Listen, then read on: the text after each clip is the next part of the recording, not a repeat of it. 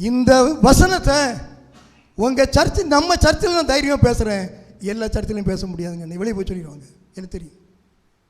உங்கள்கிட்ட பேசும்படி கர்த்தர் உங்களை இத்தனை ஆண்டுகளாய் வளர்த்தி கொண்டு வந்திருக்கிறார். உங்களிடம் பேசும்படி கர்த்தர் என்னையும் வளர்த்தி கொண்டு வந்திருக்கிறார். அதனால தான் பேசுனாங்க. புரிஞ்சுதா? அப்போ நம்ம ஆண்டவரை எவ்வளோ நேசிக்கணும், எவ்வளோ நேசிக்கணும். கொடுக்கறது லேசு, எதையாவது பணத்தை கொடுத்துருவோம். ஆனால் நேசிக்கிறது வேற, அன்பு வேற, இது வேற.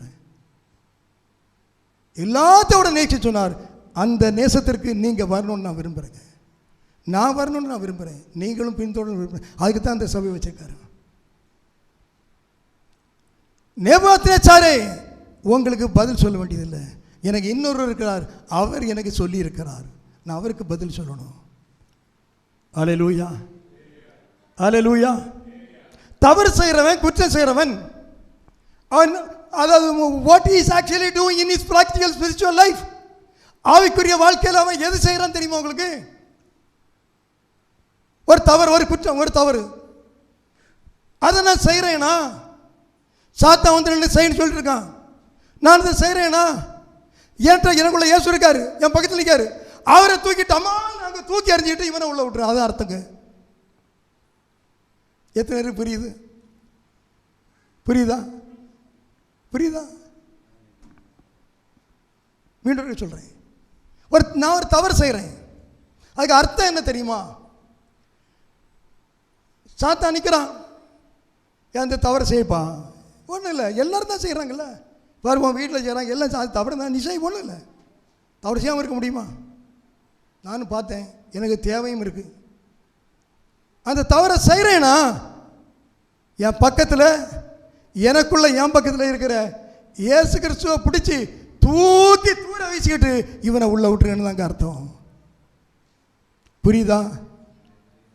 அல்லேலூயா. சத்தியத்தை அறிந்து கொள்ள, நடைமுறை வாழ்க்கையில் உள்ள ஆவியானுடைய வார்த்தைகளை புரிந்து கொள்ள கர்த்தர் எனக்கும் நமக்கும் அருள் செய்வாராக. அனைத்து சபைகளிலும் கர்த்தருடைய சத்தம் வல்லமையாய் தோரிக்கப்படுவதாக. சத்தியத்துக்கு கீழ்ப்படுகிற வைராக்கியம் விசுவாசிகளுடைய உள்ளங்களிலே உண்டாவதாக. அது வாழ்க்கையிலே வெளிப்படுவதாக. அப்படி இருந்தாதாங்க சுவிசேஷம் தடை தாண்டி கடந்து போகும். அப்படி இருந்தால்தான் தேவனுடைய வல்லமைகள் வெளிப்படும் நாட்டிலே, தேசத்திலே. அப்படி இருந்தால்தான் நீங்களும் நானும் ஆவிக்குரிய வாழ்க்கையில உறுதியாய் நிலைநிற்க முடியும், அல்லது கடைசியிலே இழந்து போவோம். அது உண்மைதான். அல்லேலூயா. ஆமா, நேபுகாத்நேச்சாரே, உங்களுக்கு நாங்கள் பதில் சொல்ல வேண்டிய அவசியம் இல்லை. போடு உள்ளால, சூடாக்கு 7 மடங்கு, தூக்கி எறி அவனை. உடனே என்ன வேகம், என்ன வேகம், வேகமாக ஓடுறான். ராஜாவுக்கு கோவம் வந்துட்டு வேகமாக ஓடுறான். 7 மடங்கு, 1 லாரி வரகு, இப்போ 7 லாரி. இப்போ எல்லாரும் எண்ணெய் விட்டு மண்ணை விட்டு கொளுத்துறான். இவனை பிடிச்சி கட்டுறான், இறுக்கி கட்டுறான். அவனுக்கு ட்ரெஸ்ஸோட கிச்சாத்து கட்டுறானுங்க. இது 3 நேரம் கட்டியாச்சு. ராஜா நினைக்கிறான், இவனை எந்த பயலு, அடிமையாக வந்த பயலு யார்கிட்ட ஏற்று பேசுகிறானா? நான் யார் தெரியுமா, நான் யார் தெரியுமா? அப்படியே நடந்திருப்பான். கொஞ்சம் அப்படி நெஞ்சு வீசிட்டு கையை வீசிட்டு அப்படி நடந்திருப்பான். அந்த கோபம் நடக்கிற மாதிரி அதை பார்த்துட்டு இருக்கான். எனக்கு என்ன உள்ளவனு துடிக்கிறத என் கண் காணணும். அவன் உள்ள வந்து துடிப்பான், உன் கண் காணாது, உன் இதயம் தாண்டா வடிக்கும். அல்லேலூயா. தூக்கி போட்டான். போடுறவன் எல்லாம் செத்து போனான். தூக்கி போட்டவன் எல்லாம் செத்தானா இல்லையா? ஏன்னா அவ்வளோ சூடு. கிட்ட போனா, ஏன்னா பக்கத்தில் விடக்கூடாது, சென்டரில் விடணும்னு ராஜா கட்டலை. ஏய், பக்கத்தில் இதில் போட்டுறாத, கை கால வழி நீட்டிடுமா, சென்டரில் போடணும். கிட்ட போய் போட்டானா அந்த அக்னியில் போட்டவன் எல்லாம் செத்தான். எப்படியும் 2 2 4 3 4 12 பேர் செத்துருப்பான். 12 பேரும் காலி. ஏன்னா கை காலையும் 2 பிடிச்சிருப்பான்ல. 12 பேரும் ஸ்பாட்டில் காலி. விழுந்தவன் தீயில விழுந்தவன் சாகல, தூக்கி போட்டவன் செத்து போனான். அல்லேலூயா, அல்லேலூயா. உங்களையும் செலவலை கட்டவும் சொல்லுவாங்க. கட்டப்பட்ட நிலைமையில நீங்க இருப்பீங்க. தூக்கி எறியவும் சொல்லுவாங்க. தூக்கி எறியப்படுவீங்க. ஆனால் அந்த அக்கினி உங்கள் கட்டுகளை மாத்திரம் மறக்குமே தவிர உங்கள் ரோமத்தை கூட தொடாதுங்க. போட்ட 12 பேர் செத்தான், தீயில விழுந்த 3 பேர் சாகல. அந்த கட்டுகள், அந்த தீ அவனுடைய கட்டுகளை அவிழ்த்தது, எரித்து நெருமுல் சாம்பலாக்கிட்டு. சில வேளைகளிலே சில உத்தரவுங்களுக்கு உலகம் உங்களை ஒப்பு கொடுக்கலாம், சில உத்தரவத்தை அனுபவிக்கலாம். கட்டி பிடிச்ச இது கட்டும்போது கஷ்டமாக இருக்கும். அந்த உபத்திரவங்கள் உங்களுடைய கட்டுகளை அவிழ்க்குமே தவிர, உலகத்திலும் சில வேளை சரீரத்திலும் ஆவியிலும் உண்டாகிற கட்டுகளை அவிழ்க்குமே தவிர உங்களை தொடவே தொடாது. அல்லேலூயா, அல்லேலூயா. ஒருவேளை அவர்கள் கட்டும்போது அந்த 3 பேரும் கட்டப்பட்டவர்களாக இருந்தார்கள். ஆனால் இன்னொரு விதத்தில் அவர்கள் கட்டுகளுக்கு உள்ளாயிருந்தார்கள். வெளியே தெரியாத, அவங்களுக்கு வர வேண்டிய, நிற்க வேண்டிய ஏற்ற சுதந்திரமாய் நிற்க முடியாதபடி, ஏற்ற இடத்தில் அவர்கள் நிற்க முடியாதபடி ஒரு கண் காணா கட்டுகள் அவர்கள் மீது இருந்தது. இப்பொழுது அந்த கட்டுகளும் அறுக்கப்பட்டது. ராஜா அவர்களை மேன்மையுள்ளவனாய் பார்க்கிறான், பெரியவர்களாய் பார்க்கிறான், அதிசயமாய் பார்க்கிறான். ராஜா இடை நடுங்கி அவன் என்ன எப்படி எழுதினானா, எப்படி எழுதினா? அந்த வார்த்தை நல்லா இருக்குமே, தீவிரமாய் வரும். இன்னொன்று வரும், ஒரு நல்ல வார்த்தை, நான் பார்க்கல. அவன் திடுக்கிட்டு தீவிரமாய் அப்படியே எழும்பினான், எழும்பி ஓடுறான். பாருங்க, டேய் என்னடா தீயில போட்டோம், இது வித்தியாசம் அப்படின்னு ஆச்சரியமாக பார்க்குறான். கை காலில் நடுங்குது. அதோட அவன் இன்னைக்குள்ள உலகத்தான போல அல்ல, அதிகாரத்துக்கு உட்பட்டவனாக இருந்தாலும் அவனுக்குள்ளே ஒரு ஆவிக்குரிய தாக்கம் இருந்திருக்கிறது. அந்த 3 பேர் அல்லவே போட்டோம், 4 பேரை காண்கிறேன்னு சொன்னான். அது ஒரு ஆவிக்குரிய பார்வை. அடுத்தும் 4வது மனிதன் எப்படி இருக்கிறாங்க? தேவசாயில இருக்கிறான். அது ஒரு ஆவிக்குரிய பார்வை. அதை அன்று அவன் உலகத்தான் ராஜா கண்டான். இன்று சாதாரண மனுஷன் கூட புறஜாதியாக காண மாட்டேங்கிறான். அது பிரச்சனை இல்லை. சரி பாருங்க, இப்போ சொல்லுங்க, அவங்களுக்கு விரோதமாக எழும்பின அந்த ஆயுதம் அவங்களுக்கு நன்மையாக முடிஞ்சா தீமையாக முடிஞ்சா? நன்மையாக முடிஞ்சு. அல்லேலூயா. நமக்கு விரோதமாக எழும்புறது நன்மையாக தாங்க முடியும். அல்லேலூயா. நான் இதில் எப்படி சொல்கிறேன், ஏன் இதை கர்த்தர் அனுபவிச்சார் தெரியுமா? உலகத்தின் கட்டுகளுக்கு ஒரு அதிகாரம் உண்டு, பார்வனுக்கு ஒரு ஆளுகை உண்டு, அதிகாரம் உண்டு, எல்லாம் இருக்கு. ஆண்டவர் நினைச்சாரு, இந்த இது சாத்ராக் மேஷாக்கு எதிரி நினைச்சான், இவங்களை இதோட காலி பண்ணணும். ஏன்னா அக்கறைக்குள்ள போட்டான், ஏன் ஓடி வருவான்? ஆண்டு பரலோகம் நினச்சிடே. அப்போ என்ன, அங்கே ஒரு கவர்மெண்ட் இருக்கு. நான் இப்படி சொல்கிறேன், அங்கே என்ன இன்றைக்கு என்ன காரியம்? ஆண்டு வர இன்றைக்கு இந்த நம்ம பிள்ளைகள் 3 பேர் இருக்காங்கல்ல, யார்? Shadrach Meshach Abednego. ஆமாம், அவங்களுக்கு கொலை செய்யணும்னு ராஜா எல்லாம் கூட உள்ள எல்லாம் பிளான் பண்ணிட்டு இருக்கான். ஓஹோ, சரி சரி, நீ வா, இந்த தூதன் நீங்கள் வா, நீ கிளப்போ, அந்த காரியத்தை கவனிச்சுக்க. சரியா? ஆண்டவர் நல்லா கவனிச்சிடுறேன், சூப்பராக கவனிச்சிடுறேன். அவன் டாயின்னு கீழே வரான், ஒரு 10 பேரை கூட்டிகிட்டு, 10 தூதமாரை கூட்டிகிட்டு இங்கே வந்து எல்லா ஏற்பாடையும் பண்ணிட்டான். இந்த சாத்ராக் மேஷாக் ஆபேத்நேகோ இவங்களை எந்த இடத்துல வைக்கணும்னு கர்த்தர் விரும்புகிறாரோ அந்த இடத்துக்கு போக முடியல. இங்கே எதிர்ப்பு நிறைய. இந்த காரியம் முடிஞ்ச உடனே ராஜா அவங்களை என்ன செய்தான்? அவர்களை உயர்த்தினான் என்று எழுதப்பட்டிருக்கிறது. அப்போ மனுஷன் உங்களுக்கு விரோதமாக செய்வதை தேவன் உங்களுக்கு சாதகமாய் மாற்ற வல்லமுள்ளவர். நீங்கள் தோற்று போகிற இடத்தில் கர்த்தர் உங்களுக்கு ஜெயத்தை உருவாக்க வல்லவர். நீங்கள் கைவிடப்படுகிற இடத்துல உங்கள் கரம் பற்றி தூக்க கர்த்தர் வல்லமுள்ளவராக இருக்கிறார். அதோட திட்டமும் தீர்மானமாக இருக்கிறது. அதை உங்களுடைய ஆவிக்குரிய கண்கள் காணுமானால், விசுவாச கண்கள் காணுமானால் அதை நீங்கள் பெற்றுக்கொள்ளலாம். விசுவாசம் வேணும், செயல்பாடும் வேணும். 2 இல்லாமல் முடியாது. நான் விசுவாசிக்கிறேன்னு சொல்லிட்டு கர்த்தர்னே ஆசீர்வதிப்பார் அப்படின்னு படுத்துட்டே கிடங்க நல்ல மெத்தையில் 24 மணிக்கூர் நேரம் இல்லை. விசுவாசம் வேணும், செயல்பாடும் வேணுங்க. ஆமாம், அல்லேலூயா. இந்த செயல்பாடு வெற்றிக்கு ஒரு வழி விசுவாசம்னு சொன்னேன். ஆனால் நம்ம ஐயா அழகாக ஒரு பாட்டில் பாடியிருக்காரு. எனக்கு இந்த பாடி ரொம்ப நல்லா பிடிக்கும், ரொம்ப பிடிக்கும் எனக்கு. அதை பாடிட்டு அப்படி நினச்சிட்டு உட்காந்துன்னு அப்படி உட்காந்துருவேன். எப்படி தெரியுமா? நான் யாரையாவது ஜெயிக்க முடியுமாங்க? ஒரு ஆளை இப்போ அடித்து ஜெயிக்க முடியுமா? முடியாது. ஒரு ஒரு ஊர் அடித்து ஜெயிக்க முடியுமா? இல்லை. அடுத்து என் சொந்தக்காரன் எல்லாம் அடிச்சு ஜெயிக்க முடியுமா? முடியாது. ஏன்னா எதிராளி எல்லாம் அடிச்சு ஜெயிக்க முடியாது. ஆனால் ஐயா பாடியிருக்காரு, கல்வாரி சிலுவையினால் உலகத்தை நான் ஜெயித்தேன். எவ்வளோ சத்தியம் நிறைஞ்ச பாட்டு பாருங்க, எவ்வளோ சத்துவம் நிறைந்த பாட்டு பாருங்க. பழைய பாடல்கள் எல்லாம் அருமையான பாடலுங்க. இப்போ உள்ள பாடல் நான் குற்றம் சொல்ல எனக்கு தெரியல, அது எப்படி எனக்கு தெரியல விட்டுருங்க. நல்ல பாட்டு நிறைய இருக்குது. ஆமாம், சந்தர்ப்பத்துக்கு ஏற்ற பாட்டு நிறைய இருக்குது, நல்லது. ஆனால் பழைய பாடல்கள் ஆவியானவர் கொடுத்த பாடல்கள். இப்போ கொடுக்கல நான் சொல்லலை, எனக்கு அப்படி தெரியாது. இப்போ உள்ள நேரம் நிறைய இது நிறைய கலப்பாக வருது, அதுக்காக சொல்கிறேன். அழகாக எப்படி கல்வாரி சிலுவையினால் உலகத்தை நான் பாடிக்கிட்டே இருங்க. வீட்டில் உலகத்தையே ஜெயித்தேன்னு சொல்கிறாருங்க. ஒருவனை ஜெயிக்க முடியலை, எனக்கு உலகத்தையே ஜெயித்தேன். இந்த 3 பேரும் உலகத்தையே ஜெயிக்கவில்லையா? ராஜாவை ஜெயித்தார்னா அப்படி தானே, உலகம் தானே. உலகத்தையே கல்வாரி சிலுவையினால் அன்று ஜெயித்தார்கள். அல்லேலூயா.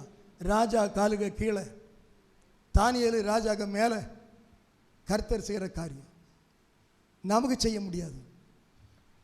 யார் அங்கே இவர்களை முன்னே கொண்டு வைக்க ஒருவர் இல்லை. இவர்கள் ஒத்தாசையா யாரும் இல்லை, அடைக்கலம் இல்லை, அநாதைகளாய் நின்றார்கள். ஆனால் ஆண்டவர் அவர்களோடு நின்றார். நாம் எங்க யாரோடு இருக்கணும் என்பது கேள்வி அல்ல. இன்று நிற்கலாம் ராஜாவாக, நாளை உன்னுடையதல்ல. Tomorrow is not yours. நாளை உன்னுடையதல்ல. ஒருவன் கிறிஸ்து கூட இருந்தால் இன்றும் நாளையும் அது அவனுடையதுதான், கர்த்தருடையதுதான். அல்லேலூயா. ஆமாம். அப்போ அந்த ஒரு விசுவாசம் நமக்கு வேணும். கர்த்தரை நம்புறவங்க எங்கே கைவிடப்படலைங்க, கைவிடப்பட்டதே கிடையாது. சோதரம் நம்ம எந்த இடத்துல வந்தோம், நான் கொஞ்சம் விட்டேன். சரி, அப்போ தானியேல் அதுக்கே வந்துடும். மீனும் எல்லாத்தையும் அடுத்து தானியேலுக்கு வருது பற்றியா? இது முடிஞ்சு இதோட அவனுக்கு புத்தி வரல. உங்களை துரத்துறவனுக்கு புத்தி திடீர்னு வராது. அடி வாங்கினாலும் துரத்திட்டே இருப்பான். கடலில் அடிச்சு போட்ட பிறகு தான் விடுவான். இவ்வளவு கண்ட பிறகும் இவனை விடலை. இந்த தானியலை இந்த பார்க்க தப்பிக்கிட்டான். நம்ம தானியலை பிடிப்போம். தானியலுக்கு நேரம் போகிறான். தீக்கு தானே தப்புனான் இல்லையா? தீக்கு தப்பிட்டான். சிங்கத்திட்ட போடுவோங்க, சிங்கத்திட்ட போடுவோம். ஏன் தெரியுமா சிங்கத்திட்ட போட்டான்? அவனுக்குள்ள பிசாசு இருக்கிறான்.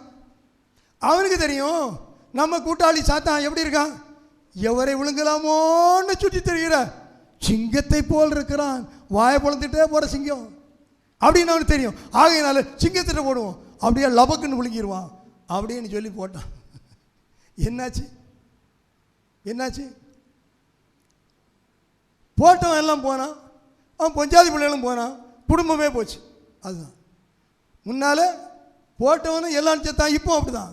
உனக்கு விரோதமாக எழும்பும் எந்த காரியம் இருந்தாலும் நீ வேணாத மரத்தை வெட்டுவ, ஆண்டவர் அது வேறாக பிடுங்கி வெளியேற்றுவார். அல்லேலூயா. ஆகவே கவலைப்படாதே, அதைரியப்படாதே, சூழ்நிலையை கண்டு கலங்காதே. ஒரே காரியம், இவருடைய தீர்மானம் அது சரியாக இருந்தது. உங்களுடைய தீர்மானம் எப்படி இருந்து அதை மட்டும் கரெக்ட் பண்ணுங்க, அதை மட்டும் கரெக்ட் பண்ணுங்க. இவ்வளோ கேட்குறதுக்கு நல்லா இருக்குல்ல. இதுக்கு காரணம் என்ன? இட் இஸ் த டிசிஷன், அவருடைய தீர்மானம். அல்லேலூயா. நம்ம தீர்மானங்கள் எப்படி இருக்கு? நம்ம தீர்மானம்,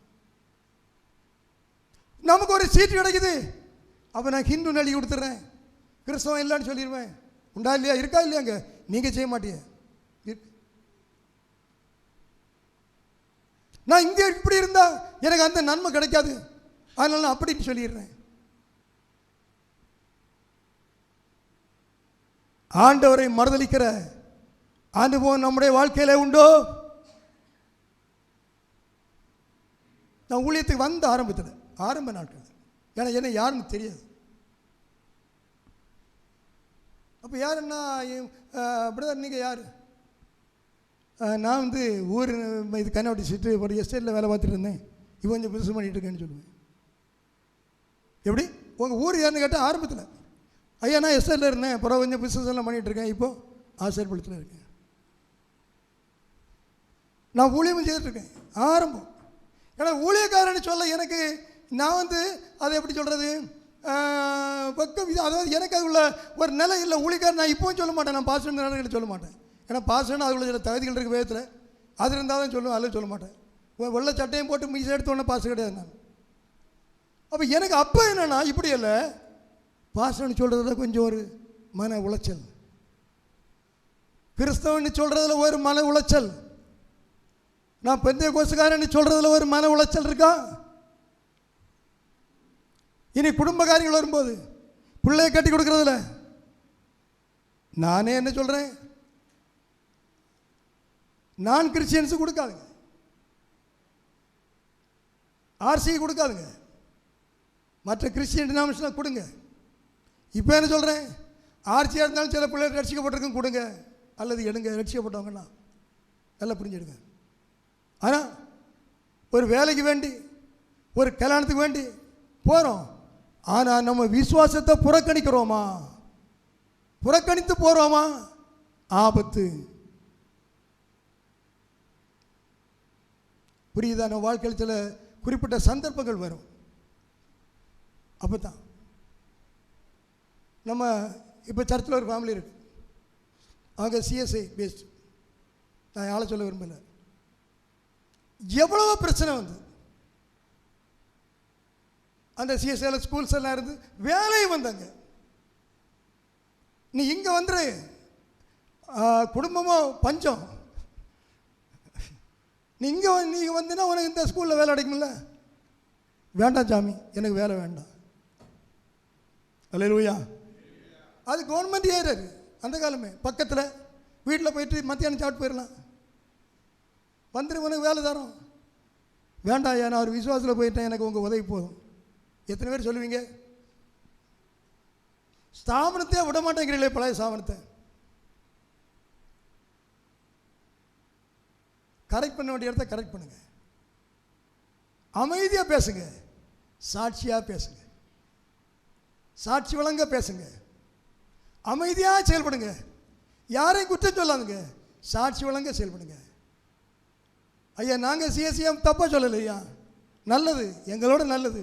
ஆனால் எங்களை கர்த்தர் நடத்தின விசுவாசம் இதுதான், நான் இப்படி தான் செய்ய முடியும், இதை இப்படி தான் செய்ய முடியும், அதுக்கு மேலே இல்லை. அமைதியாக பேசுங்க, நீங்களும் பேசுகிற வார்த்தைகளுக்கு உண்மை உத்தம் உள்ளவர்களாக இருங்க. அப்போ தான் கர்த்தர் உங்கள் வாழ்க்கையில் பெரிய செய்வார், அல்ல செய்ய முடியாது. ரெண்டாவது, ஏன் சில சோதனை போராட்டம் திருப்பி திருப்பி வருது தெரியுமா உங்களுக்கு? சில தீர்மானம் எடுத்து தீர்மானம் நிற்க முடியலையா, தீர்மானம் எடுத்து அதில் நிற்க முடியலையா, சில தவறுகளை செய்யக்கூடாதுன்னு தீர்மானித்து இன்னும் சில சூழ்நிலை அதில் அப்படி திருப்பி திருப்பி அதில் விழுந்துடுறீங்களா? அது எண்ணங்களாக இருக்கட்டும், சிந்தனையாக இருக்கட்டும், செயலாக இருக்கட்டும், ஜெபமாக இருக்கட்டும், எதாக இருக்கட்டும், அப்படிப்பட்ட அனுபவம் இருக்கா? முன்னேற முடியாதபடி நம்மை தடுத்திருக்கிற பெரிய பாறாங்கற்கள் அவைகள், அதிலிருந்து விடுதலை பெற வழி இல்லை. நினைக்கிறேன் ஆனால் முடியலை, நினைக்கிறீங்களா? நீங்கள் அறிய வேண்டிய ஒரு உண்மை அறியலை, நீங்கள் அறிய வேண்டிய ஒரு உண்மை அறியலை. ஏன் தெரியுமா அந்த தோல்வி? ஏன் தெரியுமா அந்த ஆவிக்குரிய வீழ்ச்சி? கர்த்தர் உங்களை நிற்க சொன்ன அல்லது விரும்புகிற இடத்துல நீங்கள் சென்று நிற்கவில்லை. அதுதாங்க, அதுதான். இது உங்களுக்கு மட்டுமா? நான் தான் ஆண்டவரே என்ன உங்களுக்கு தெரியுமே, நான் ரொம்ப தப்பு பாவி இல்லை. எந்த பரிசுத்தவானுக்கும் அதுதான் நிலை. விசுவாசியாக இருக்கட்டும், ஊழியக்காரனாக இருக்கட்டும், பெரிய அழைக்கப்பட்ட அப்போஸ்தலனாக இருக்கட்டும், தெரிந்து கொள்ளப்பட்ட தலைவனாக இருக்கட்டும், ஏன் மோசைக்கு அதுதானே கதி? மோசைக்கு ஒரு சூழ்நிலை என்ன சூழ்நிலை? அந்த சென்ட்ரல் ஆசரி கூடாரம் எல்லாம் ஜனங்கள்லாம் சுற்றி ஒரு குறிப்பிட்ட சூழ்நிலை மோசை ஆண்டவரோட பேசினார், எல்லாம் மோசையை புரிஞ்சுக்கிட்டாரு. அடுத்தவன் என்ன என்ன செய்தான் தெரியுமா? 33 7 வாசிங்க.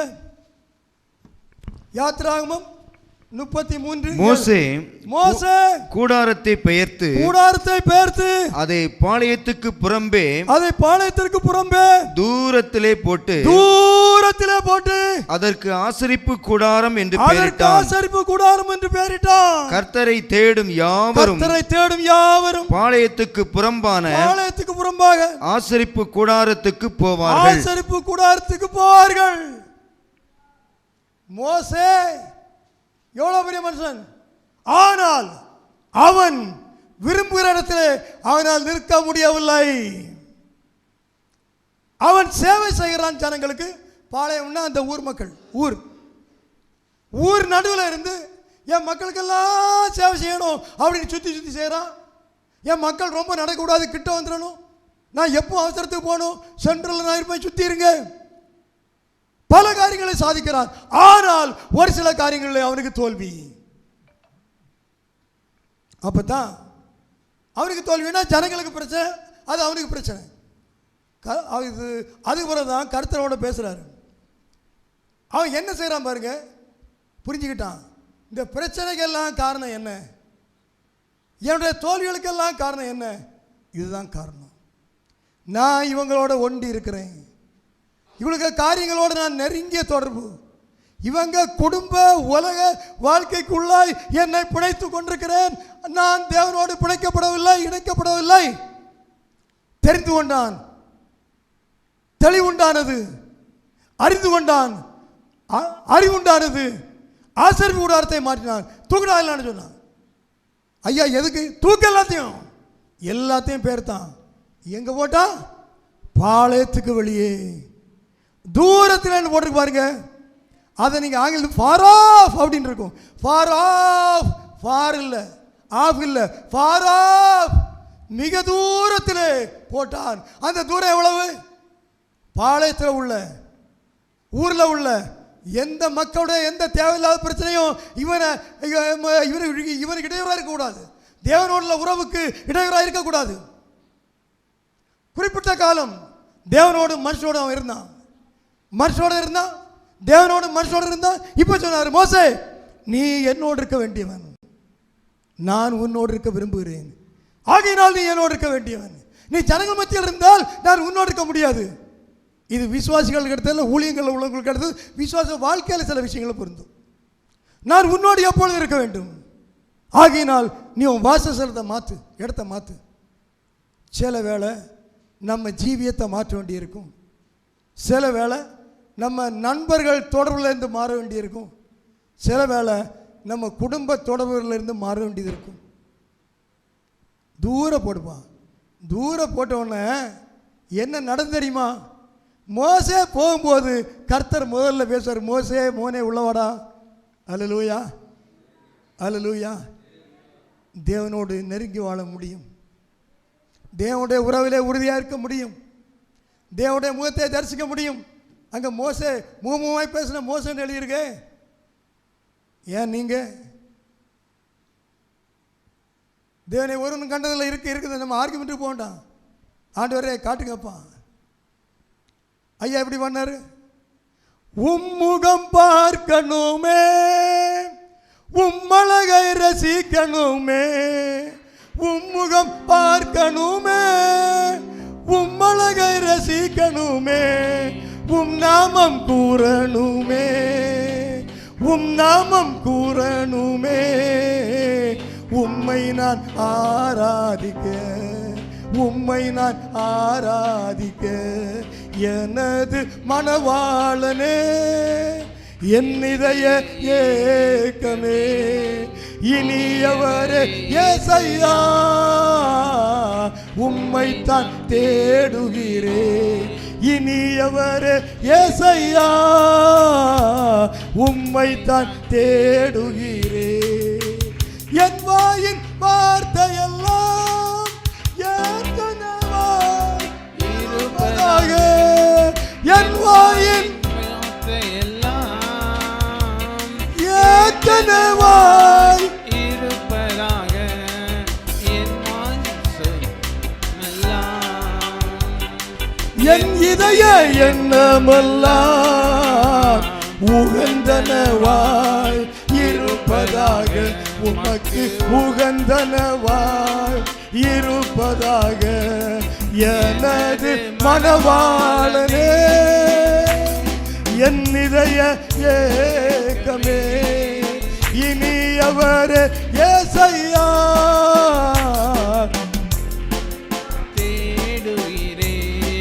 இனியவரே ஏசையா, உம்மைத்தான் தேடுகிறேன்.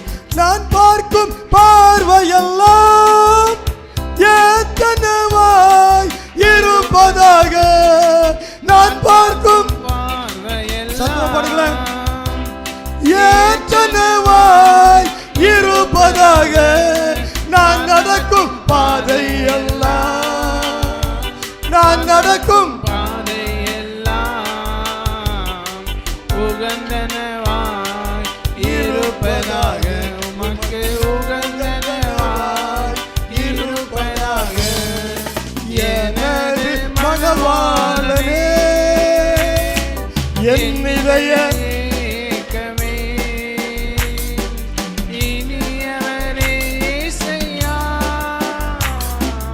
உம்மைத்தான் தேடுகிறேன், நான் உம்மைத்தான் தேடுகிறேன். வாழ்க்கையிலே சில தோல்விகள், ஆவிக்குரிய வீழ்ச்சிகள் வருகிறது என்றால் உங்களை சிந்தியுங்கள், நல்ல தீர்மானங்களை தானியேலை போல எடுங்கள். எதிர் வருகிற ஆபத்துகளை, மோசங்களை அல்லது சூழ்நிலை கண்டு கலங்காதிருங்கள். நீங்கள் தவிர்க்க வேண்டிய எல்லா காரியங்களையும் நீங்கள் தவிர்த்துருங்க. கர்த்தர் உங்களுக்கு கிடைக்க வேண்டிய எல்லா ஜெயத்தின் பாதைகளிலும் உங்களை நடத்துவார். அநேக காரியங்களில் பலமுள்ளவனாக இருந்தும் பலவீனப்படுறேன்னு நினைக்கிங்களா? என்னால் முடியும் அப்படி நினச்சிட்டோம் சமயத்தில் தோற்று போறீங்களா? கர்த்தர் உங்களை நிறுத்த நினைக்கிற இடம் வேறு, நீங்கள் நிற்கிற இடம் வேறு.